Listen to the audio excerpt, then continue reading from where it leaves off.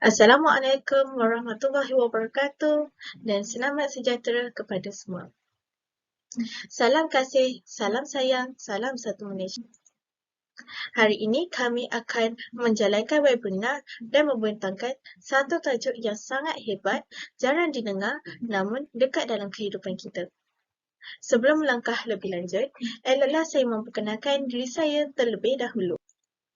Nama saya Siti Nur Nadia binti Rusman, merupakan pelajar PPI SMP, Pendidikan Seni Visual. Saya akan menjadi moderator anda sepanjang webinar ini dijalankan. Namun, saya tidak akan keseorangan kerana saya turut ditemani oleh 3 orang panel yang sangat cantik dan bijak. Panel kita yang pertama, Nurul Fakia Amni binti Nur Faizam. Panel kita yang kedua, Nazifah binti Abdul Muin. Dan panel kita yang terakhir, iaitu Nur Aisyah binti Azhar.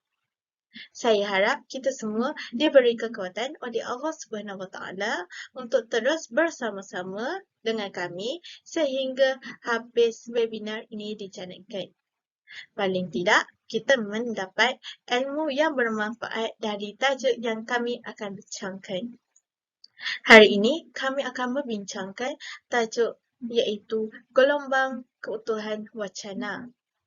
Kenapa kami memilih gelombang keutuhan wacana? Kerana gelombang membawa erti yang sama dengan kehebatan. Jadi pada hari ini kami akan ulas dengan lebih lanjut dan terperinci mengenai kehebatan keutuhan wacana. Saya akan memulakan terlebih dahulu dengan memberitahu serba sedikit mengenai keutuhan wacana. Saya akan memulakan. Apakah itu keutuhan wacana? Menurut Kamus Dewan pada tahun 1996, keutuhan wacana membawa maksud suatu kesatuan, ucapan, pertuturan dan percakapan.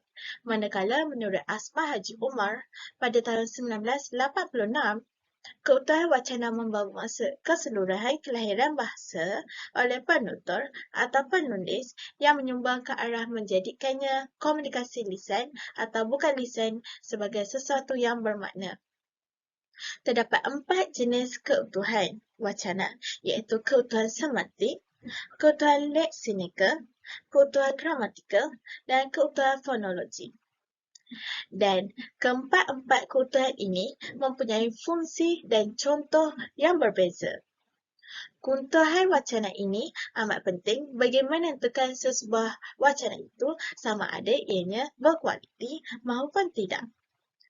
Keutuhan wacana juga dititik beratkan dalam penulisan kerana perkara ini dianggap sebagai berkualiti ataupun hanya sekadar kumpulan ayat yang tidak teratur. Seterusnya, kita akan beralih kepada hubungan-hubungan wacana.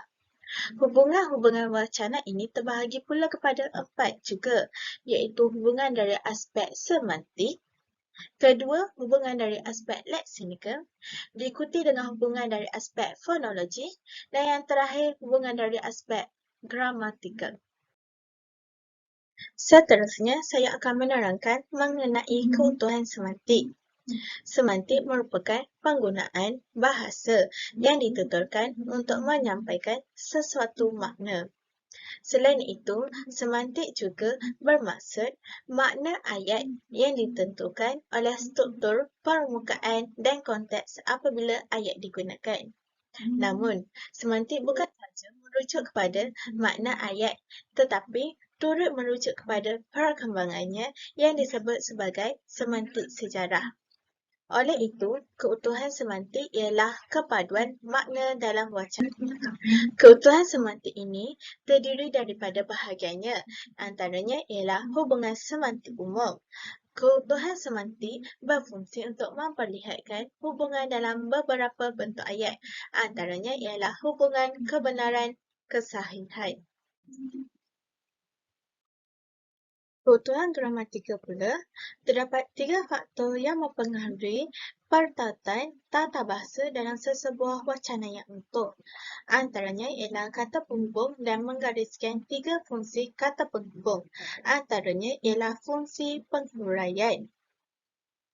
Wacana yang berkualiti wajib memperlihatkan hubungan berdasarkan binaan tata bahasa yang dapat dilihat daripada penggunaan penanda yang gramatis, seperti mempunyai penanda penghubung, penanda rujukan, penanda penggantian, dan elipsis.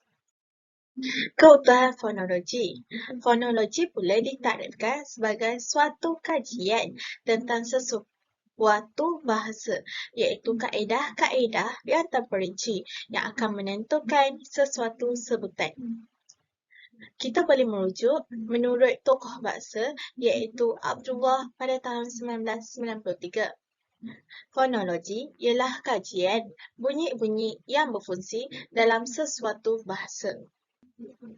Hubungan dari aspek keutuhan fonologi boleh dilihat daripada segi bunyi yang merangkumi hentian suara, nada suara, dan intonasi suara. Intonasi juga dapat menimbulkan hubungan semantik di antara bahagian wacana. Intonasi juga berperanan penting untuk menjadi penanda dan pemisah frasa dan berbeza mengikut struktur ayat. Wacana tulisan melibatkan tanda baca. Banyak tanda baca yang kita boleh peroleh dalam penulisan. Dan wacana tulisan pula melibatkan ekspresi wajah dan gerakan tangan dan badan. Contohnya, senyum, marah dan sedih. Okey, baiklah. Kita akan teruskan kepada tajuk yang seterusnya, iaitu penanda wacana dalam penulisan akademik. Seperti yang kita pelajari di dalam penulisan akademik, terdapat penanda wacana yang digunakan sebagai tanda atau dikatakan sebagai sesuatu yang menandakan. Penanda wacana juga berupa kata atau rangkai kata yang digunakan untuk merangkaikan ayat dengan ayat yang lain bagi menunjukkan wujudnya satu kesatuan ayat yang utuh. Selain itu juga, penanda wacana ialah perkataan yang berfungsi sebagai menghubungkan sesuatu idea, hujah atau pandangan seseorang semasa menulis maupun berucap. Ia juga adalah amat penting kerana penanda wacana dapat mewujudkan pertautan serta kesinambungan antara sebahagian ayat ke ayat yang lain. Selain itu, secara amnya, penanda wacana digunakan bagi menyambung ayat dengan ayat, menghubungkan perenggan dengan perenggan yang lain, melahirkan ayat-ayat dan perenggan yang berkesinambungan gramatis serta yang bermakna. Oleh itu, penanda wacana juga merupakan unsur bahasa yang mewujudkan koherensi dan koheren antara teks dengan teks yang lain sehingga membentuk kesatuan.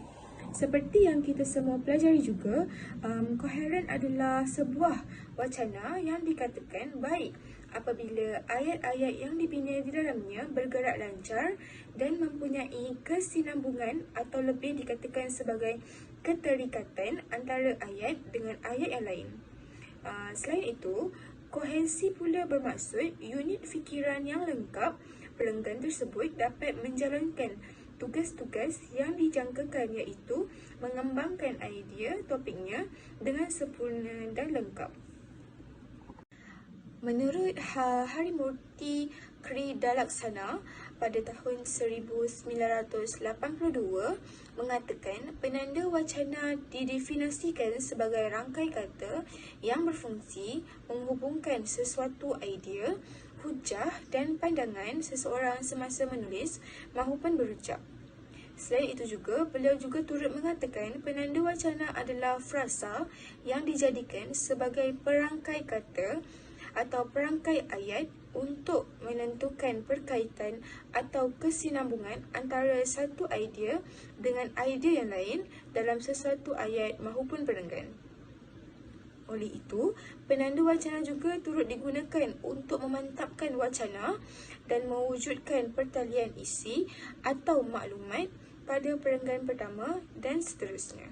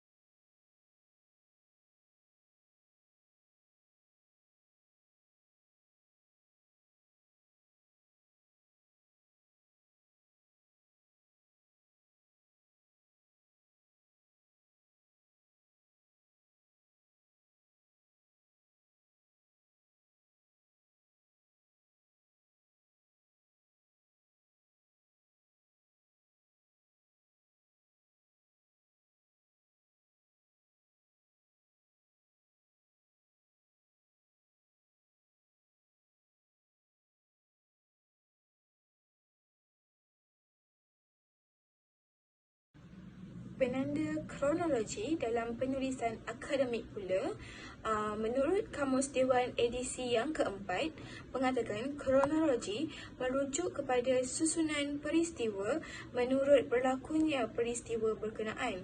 Malah, penanda kronologi juga ialah perkataan yang dimasukkan pada permulaan ayat atau di tengah ayat, yang berfungsi untuk menunjukkan masa sesuatu kejadian atau sebagainya, supaya wacana yang dihasilkan dapat disampaikan secara teratur dalam menonjolkan kesinambungan ayat. Malah, menurut Kamus Dewan juga, penanda kronologi terbahagi kepada 4, iaitu kronologi tambahan, kronologi tentangan, kronologi musabab dan akhir sekali ialah kronologi tempoh. Terdapat 4 penanda kronologi. Yang pertama, kronologi tambahan. Yang kedua, penanda kronologi musabab. Yang ketiga, penanda kronologi tentangan. Dan yang akhir sekali, penanda kronologi tempoh. Kronologi yang pertama ialah kronologi tambahan. Kronologi tambahan merupakan kronologi yang memberi maklumat tambahan terhadap idea yang ingin disampaikan pada peristiwa tersebut. Contoh kronologi tambahan yang kita pelajari ialah dan, lalu, malahan, tambahan pula, selanjutnya, di samping itu dan banyak lagi. Selain itu, terdapat juga penanda wacana kronologi tambahan di dalam artikel yang telah saya kaji, iaitu berikutan ayat "Saya bersyukur telah lulus dalam sesi temu duga di meja pendaftaran 2 hari sebelum Minggu Mapram." Temu duga itu termasuk ujian melukis, cat air di studio dan melakar dengan arang dan tinta di halaman kampus hingga ke pasar yang tidak jauh dari kampus. Frasa "dan" dalam ayat di atas merupakan contoh penanda wacana kronologi tambahan di dalam artikel. Frasa ini juga berfungsi sebagai memberi maklumat tambahan terhadap idea yang ingin disampaikan pada peristiwa tersebut. Oleh itu, penulis berjaya menggunakan penanda yang jelas. Seperti di dalam artikel, kita boleh lihat cabaran penulis yang boleh dikaitkan dengan saya semasa fasa temu duga, iaitu persediaan yang penuh dengan rapi dalam menempuh temu duga. Seterusnya ialah penanda kronologi tentangan. Penanda kronologi tentangan ialah kronologi yang memberi maklumat bertentangan. Selain itu, ia juga menunjukkan pertentangan maklumat antara suatu yang baharu dan dikatakan dengan perkara sebelumnya dalam ayat yang sama. Contoh penanda kronologi tentangan ialah sebaliknya, namun, tetapi dan banyak lagi. Di dalam artikel yang telah saya kaji, terdapat ayat yang mengandungi kronologi tentangan, iaitu, "Hoi, anak Malaysia jatuh pingsan tu. Saya masih mendengar laungan itu. Tetapi pandangan mata sudah kelabu." Perkataan "tetapi" di dalam ayat menunjukkan pertentangan maklumat antara sesuatu yang baru dikatakan dengan perkara yang sebelumnya di dalam ayat yang sama. Seperti dalam artikel, kita boleh lihat, sebagai seorang mahasiswa, masalah kesihatan itu adalah salah satu cabaran dalam menuntut ilmu. Oleh itu, kita perlulah sentiasa menjaga kesihatan demi produktiviti harian. Seterusnya, penanda kronologi jenis musabab. Kronologi yang menyatakan sebab atau alasan dalam sesuatu perkara. Contoh kronologi musabab ialah kerana, oleh itu, maka, lantaran. Penanda kronologi jenis musabab turut ada dalam artikel. Contohnya, saya memilih kawasan itu untuk melangkah kerana ramai rombongan pelancong barat yang suka membeli lukisan kecil yang mudah disimpan dalam beg alas mereka. Penggunaan frasa kerana dalam ayat menunjukkan penulis menyatakan sebab atas niat memilih kawasan tersebut untuk melangkah berikutan kawasan yang strategi untuk para pelancong barat. Terakhir ialah penanda kronologi tempoh. Kronologi yang menunjukkan aturan atau urusan masa. Contoh kronologi tempoh ialah pertama, seterusnya, kemudian, awalnya. Penanda kronologi jenis tempoh adalah paling kerap berulang dalam artikel. Menurut Nik Safia Karim 2009, penanda wacana juga berfungsi untuk menjelaskan urutan masa atau berlakunya sesuatu secara bersiri. Contoh dalam ayat ialah, terdengar ketukan pintu tapi tidak saya pedulikan. Kemudian, pintu ditolak keras dan lampu menyala. Saya tersengih mendengar Raka yang terkebil-kebil memandang saya tenang di kursi. Ayat-ayat di atas, frasa kemudian yang digunakan untuk menunjukkan urutan masa peristiwa supaya pembaca dapat memahami kesinambungan maklumat dengan jelas. Artikel yang kami kaji, Siti Zainab Ismail, 2022, Hidup Mahasiswa Harus Berani, Dewan Sastera Bejana Sastera Kreatif, Bil 08 2022, Dewan Bahasa dan Pustaka. Keutuhan semantik. Berdasarkan artikel Hidup Mahasiswa Harus Berani, karya Siti Zainab Ismail, terdapat keutuhan semantik antara bahagian wacana dalam penulisan artikelnya, iaitu jenis hubungan sebab dan akibat. Kehidupan mewah begitu ketara dan sering bolos kuliah. Mereka gagal lalu memilih Asri. Daripada 15 orang perempuan seangkatannya, akhirnya satu persatu hilang entah ke mana. Kecuali Atin yang menyambung semasa ulangan kala saya melangkah kampus Asri. Berdasarkan ayat tersebut, ayat ketiga mengikutinya memberi maklumat, iaitu akibat, yang mana 15 orang pelajar perempuan meninggalkan kampus Asri kerana gagal disebabkan tidak menghadiri kuliah. Malahan, penulis sudah melamatkan pelajaran manakala Atin mengambil semester ulangan. Penulis berjaya mewujudkan keutautan antara ayat pertama dengan ayat ketiga. Dapat saya simpulkan di sini, ayat-ayat ini mempunyai koheren yang jelas. Keutuhan leksikal juga terdapat dalam perenggan ayat. Terdapat 4 kali pengulangan frasa dan dalam perenggan tersebut. Dalam satu perenggan, ini menunjukkan bahawa penulis menggunakan kata hubung yang bersesuaian bagi mewujudkan keutuhan wacana supaya idea dalam ayat dapat mempunyai kesinambungan. Oleh itu, penulis percaya menghasilkan perenggan yang utuh. Selain itu, keutuhan fonologi. Keutuhan fonologi dapat dilihat melalui beberapa bahagian wacana. Contoh yang terdapat di dalam artikel ialah, ada yang bercelah, sekarang Malaya syok bahasa London tu, rasa terpukul juga di hati. Penulis ayat ini dibaca dengan nada suara yang menyindir. Penulis menggunakan nada suara menyindir kerana ia dapat mewujudkan perbezaan ayat atau perkara yang hendak disampaikan adalah bersesuaian dengan situasi tersebut. Seterusnya, terdapat juga keutuhan leksikal. Keutuhan leksikal berdasarkan pemilihan dan penggunaan perkataan yang sesuai dengan makna yang ingin disampaikan. Contoh yang kami telah analisis dalam artikel Siti Zainun ialah Keutuhan leksikal antonim. Contoh ayatnya seperti saya dimestikan hafal lagu negara Indonesia Raya. Saya juga menyanyikan lagu negaraku. Selanjutnya, terdapat juga keutuhan gramatikal. Wacana berkualiti mesti memperlihatkan hubungan berdasarkan binaan tata bahasa yang dapat dilihat daripada penggunaan penanda gramatis, seperti kata rujukan. Kata rujukan ialah kata yang boleh menggantikan sesuatu, sama ada benda ataupun manusia. Contohnya kata ganti nama saya, dia, mereka, kami, kita, itu, ini, siapa dan lain-lain.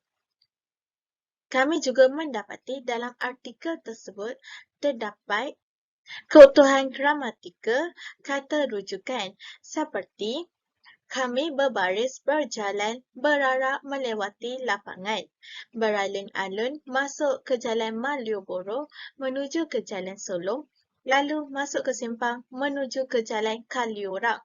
Di sini kita dapat lihat penulis menggunakan perkataan kata ganti nama seperti kami dalam artikel penulisannya. Baiklah, kita sambung kepada sumber rujukan, iaitu kita menggunakan sumber rujukan APA edisi ke-7. APA edisi ke-7 ialah American Psychological Association. APA telah membuat pengemaskinian ke atas format citasi dan rujukan citation and referencing dalam edisi ke-7 yang diterbitkan pada Oktober 2019. Panduan ini menerangkan format penting yang telah dikemaskini. Rujukan dalam teks format APA memerlukan catatan rujukan dalam teks, nama-nama penulis atau sumber dinyatakan dalam teks dan tidak menggunakan nota hujung atau nota kaki. Catatan rujukan dalam teks akan memberi maklumat ringkas seperti nama penulis dan tarikh penerbit untuk membantu pembaca mengesan sumber rujukan daripada senarai rujukan di akhir laporan. Nama dalam citasi APA hanya menggunakan nama akhir atau nama keluarga seseorang penulis dalam citasi. Dalam kes penggunaan dalam penulisan di Malaysia, nama-nama Melayu atau Muslim boleh diberikan dalam bentuk nama penuh tetapi tanpa binti atau senarai pangkat. Namun dalam penulisan makalah antarabangsa digalakkan untuk menggunakan format nama barat. Sekian, terima kasih.